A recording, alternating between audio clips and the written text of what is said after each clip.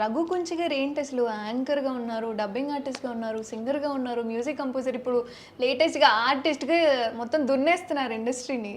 So ఇంకా దున్నలేదండి. దున్నడానికి రెడీగా ఉన్నారా?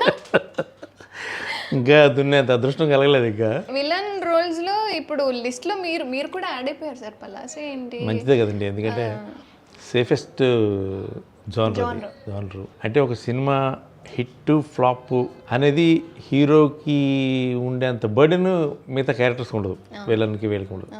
బాగా చేసి మంచి పేరు వస్తే నెక్స్ట్ ఆటోమేటిక్గా వాళ్ళకి గుర్తింపు ఉంటుంది, కంటిన్యూ అవుతుంది, ఎక్కువ బర్డెన్ ఉండదు. అది సమ్టైమ్స్ బాగానే ఉంటుంది, కానీ అంటే నాలాంటి కొంచెం కాంప్లికేటెడ్ ఏంటంటే అందరూ అంటే నువ్వు సాఫ్ట్గా ఉంటావు, సాఫ్ట్గా మాట్లాడతావు, నువ్వు విలన్గా ఇది ఎలాగా అని చెప్పి.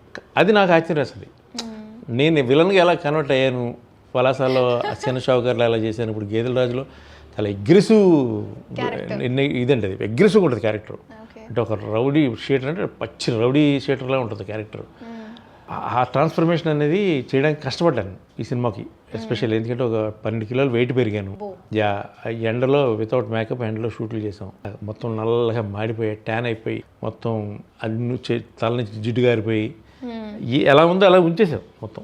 దానివల్ల ఏంటంటే ఇతను రఘు కాదు ఈ సినిమాలో, ఇతను గేదెల రాజు అనేవాడిని చూస్తారు జనం. సినిమా చూస్తానని చెప్పి గేదెల రాజే కనపడతారు, చెప్తే రఘు కొంచెం ఎక్కడ ఏ ఫ్రేమ్లో కూడా కనిపించాడు.